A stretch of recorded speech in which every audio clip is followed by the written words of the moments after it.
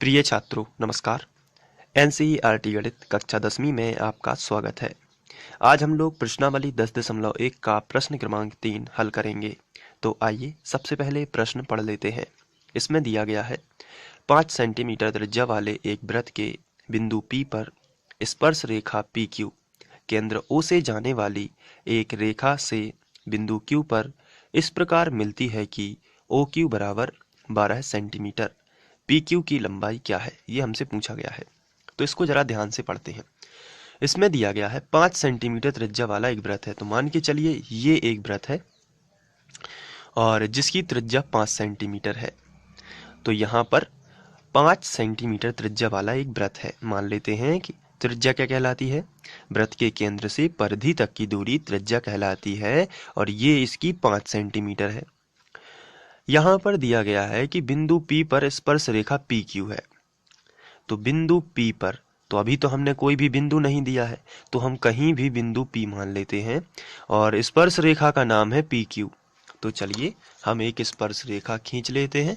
स्पर्श रेखा का मतलब हम लोग भूमिका फर्स्ट और सेकंड में इन सभी का मतलब समझ चुके हैं। तो स्पर्श रेखा वृत्त को केवल एक बिंदु पर प्रतिच्छेद करती है। तो हम यहाँ से एक लाइन खींच लेते हैं। ये स्पर्श रेखा PQ, नाम इसको दे देते हैं थोड़ा नीचे से, ताकि वो केवल वृत्त को टच बस करे, छू कर जाए केवल। इस तरीके से हमने एक लाइन खींच दी। तो यहाँ पे लिखा है 5 सेंटीमीटर त्रिज्या वाले एक वृत्त के बिंदु P पर स्पर्श रेखा, बिंदु P पर है स्पर्श रेखा। तो यहाँ पे आपको बिंदु P नाम देना पड़ेगा और जो दूसरी स्पर्श रेखा का नाम PQ है, इसलिए यहाँ पे हम Q नाम दे देते हैं। तो अब देखिए यहाँ पे लिखा है 5 सेंटीमीटर त्रिज्या वाले एक वृत्त के बिंदु P पर। तो ये देखिए यह है बिंदु P, वृत्त का एक बिंदु P है। बिंदु P पर स्पर्श रेखा PQ, ये देखिए बिंदु P पर स्पर्श रेखा PQ है।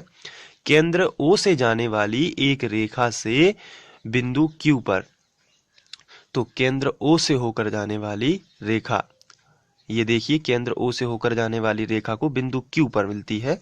अगर यहाँ पे लिखा है बिंदु Q पर मिलती है, तो केंद्र यहाँ पे देखिए O से जाने वाली एक रेखा से बिंदु Q पर मिलती है। तो यहाँ पे केंद्र मान लेते हैं O।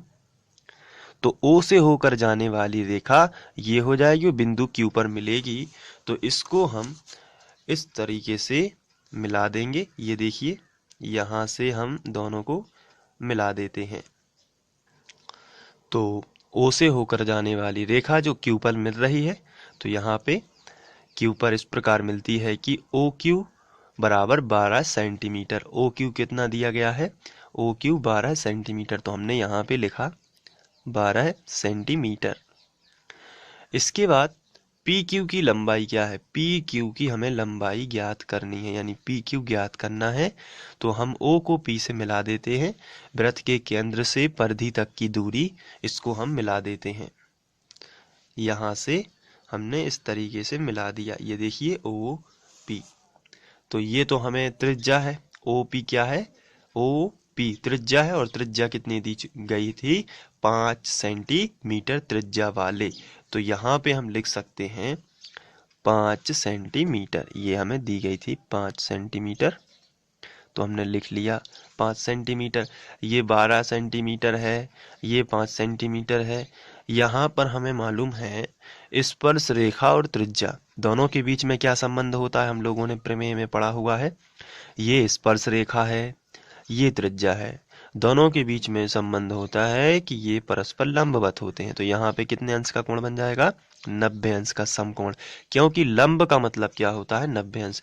स्पर्श रेखा त्रिज्या पर लंब होती है या त्रिज्या स्पर्श रेखा पर लंब होती है, जो भी आप कहना चाहें, यहाँ पर समकोण यानी 90 अंश का कोण बनेगा। तो ये एक समकोण त्रिभुज है जिसकी बात की जाए OPQ। ये एक समकोण त्रिभुज है और समकोण त्रिभुज में अगर दो भुजाएं दी गई हों और तीसरी ज्ञात करनी हो, तो हम पाइथागोरस प्रमेय लगा के ज्ञात कर सकते हैं। तो यहाँ पे दो भुजाएं हमें दी गई हैं, 12 सेंटीमीटर और 5 सेंटीमीटर, और तीसरी भुजा PQ हमें ज्ञात करनी है। आप देख सकते हैं क्वेश्चन में पूछा गया है PQ की लंबाई ज्ञात कीजिए। तो अब हमें PQ ज्ञात करना है, इसलिए हम यहाँ से शुरू करेंगे। लिखेंगे समकोण त्रिभुज, इसको हम सॉल्व करेंगे यहाँ पे समकोण त्रिभुज, और इसका नाम दे देते हैं क्या है, बीच में पी आना चाहिए समकोण, तो ओ पी क्यू में। तो समकोण त्रिभुज ओ पी क्यू में पाइथागोरस प्रमेय से, तो हमने लिखा पाइथागोरस प्रमेय। अब पाइथागोरस प्रमेय शायद आपने पढ़ा होगा पिछली कक्षाओं में। तो पाइथागोरस प्रमेय होता है कर्ण का वर्ग बराबर लंब का वर्ग धन आधार का वर्ग। तो हम यहाँ पे लिख लेते हैं, सबसे पहले हमने लिखा कर्ण का वर्ग बराबर लंब का वर्ग धन आधार का वर्ग। अब कर्ण क्या है, लंब क्या है, आधार क्या है, इसको देख लेते हैं। तो कर्ण बस पता होना चाहिए, लंब और आधार इसमें हम कुछ भी मान सकते हैं, क्योंकि यहाँ पे थीटा नहीं दिया गया है, तो और थीटा 2 हो सकते हैं, इसलिए लंब और आधार कुछ भी माना जा सकता है। लेकिन हमें कर्ण बस मालूम होना चाहिए। कर्ण पता करने की एक सिंपल सी ट्रिक है, समकोण के सामने की भुजा कर्ण होती है। तो ये बना है समकोण, तो इसके सामने की भुजा कर्ण हो जाएगी, बाकी लंब और आधार इनमें से कोई भी होगा तो हम कहीं भी रख सकते हैं। चलिए कर्ण कितना है, तो कर्ण समकोण के सामने की भुजा, और सामने की भुजा ओ क्यू है जिसका मान 12 सेंटीमीटर है। तो हम कर्ण की जगह पर रखेंगे 12 का वर्ग। बहुत ही सिंपल है, 12 का वर्ग रख दिया, बराबर के नीचे हमने बराबर लगा दिया। इसको लंब मान लेते हैं जो कि 5 दिया गया है, तो हम इसको 5 का वर्ग लिख देते हैं, और प्लस आधार जो है वो हमें ज्ञात करना है पी क्यू, तो हमने यहाँ पे लिखा पी क्यू का वर्ग, ये हमें ज्ञात करना है। इसके बाद 12 का वर्ग आप सभी जानते हैं, 12 गुणित 12 144 आएगा, 12 गुणित 12 करोगे तो 144 आपको मिलेगा, बराबर के नीचे बराबर। 5 का वर्ग 5 गुणित 5 करना पड़ेगा आपको, और ये आएगा 25, तो और प्लस पी क्यू स्क्वायर ज्यों का त्यों, तो हमने पी क्यू वर्ग लगा दिया। इस तरीके से ये पी क्यू वर्ग हो गया। अब हमें इस 25 का जो है पक्षांतर इस तरफ कर लेना है, तो 144 माइनस 25 बराबर पी क्यू वर्ग, इस तरीके से हमने किया।